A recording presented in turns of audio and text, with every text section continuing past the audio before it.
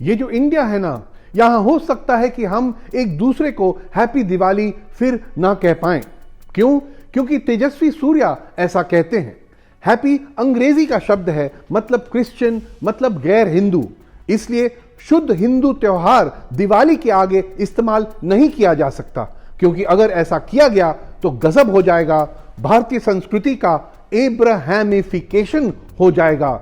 लेकिन सच तो यह है कि लाखों भारतवासी करोड़ों हैप्पी दिवाली के संदेश जरूर भेजेंगे, तेजस्वी सूर्य को पसंद आए या ना। लेकिन ये एब्राहमिफिकेशन है क्या? असल में मैं तो ताज्जुब में हूं कि तेजस्वी सूर्या ने इब्राहिमिफिकेशन नहीं कहा, क्योंकि ये उनकी नफरत की राजनीति को ज्यादा सूट करता है। आसान भाषा में समझो तो उनके मुताबिक हिंदू कल्चर का इस्लामीकरण या ईसाईकरण, वो हिंदू कल्चर जिसका उनके मुताबिक मतलब होता है भारतीय कल्चर, जिसने उनके मुताबिक अब तक किसी कल्चर से कुछ नहीं लिया और ना ही किसी और कल्चर से कुछ लेना चाहिए, सिर्फ 100% शुद्ध हिंदू कल्चर। लेकिन तेजस्वी मेरे भाई, ये मिश्रण, मंथन, मिक्सिंग और मिंगलिंग की दुनिया है। कुछ भी 100% शुद्ध नहीं है, ना घी, ना संस्कृति, ना भाषा।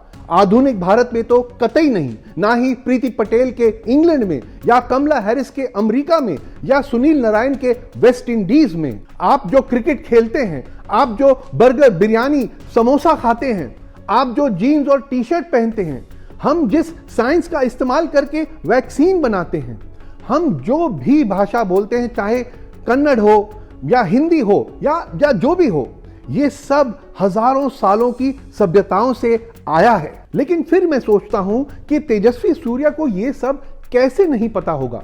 जैसा सोहेल हाशमी ने क्विंट पर लिखे लेख में बताया है, क्या तेजस्वी सूर्या नहीं जानते होंगे कि कन्नड़ में खुद कई शब्द फारसी और अरबी मूल के हैं? गलीज या खराब दिमाग वाला, ये शब्द अरबी भाषा के गलीज शब्द से बना है। निश्चित है कि सूर्या जानते होंगे कि हिंदी के भी कई शब्द इसी तरह हैं, जैसे हलवा, हवा, कानून, खतरा, रिश्वत, अमीर, गरीब और भी कई सारे अरबी मूल के शब्द हैं। वहीं दुकान, नमक, समोसा, अस्पताल, बीमार और दूसरे कई शब्द फारसी मूल के हैं। मेरा अंदाजा है कि तेजस्वी सूर्या ये सब जानते हैं, लेकिन उनके ब्रांड वाली नफरत और विभाजन की राजनीति में ऐसे फैक्ट, ऐसी समझ फिट नहीं बैठते। भारत में नफरती लोग उर्दू को मुस्लिमों की भाषा, बिरयानी को मुस्लिमों का खाना और अब्बा मियां जैसे शब्दों को सिर्फ मुस्लिमों की पहचान देते हैं। ऐसा उनके लिए जरूरी है ताकि वे कह सकें कि मुस्लिम अलग होते हैं, क्योंकि जो अलग होता है उसके प्रति नफरत पैदा करना ज्यादा आसान होता है।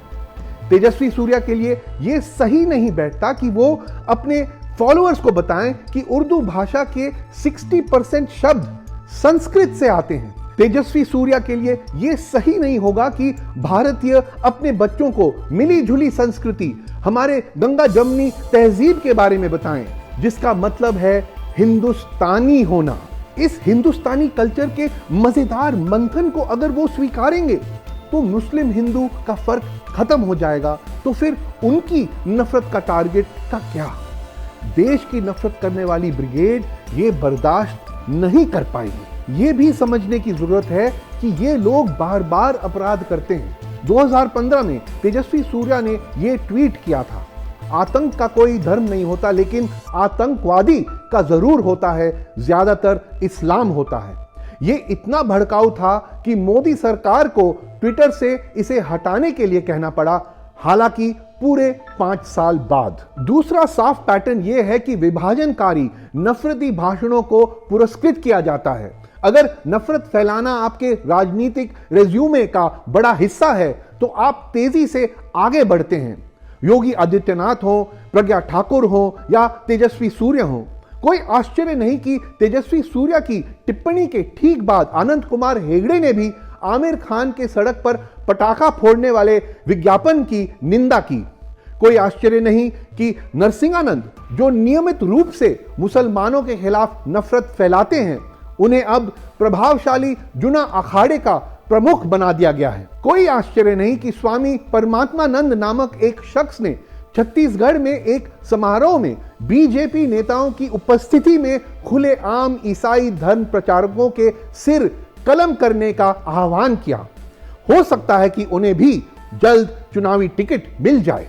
ये जो इंडिया है ना, यहां कुछ लोगों की दुकान नफरत या नफरत बांटने से ही चलती है।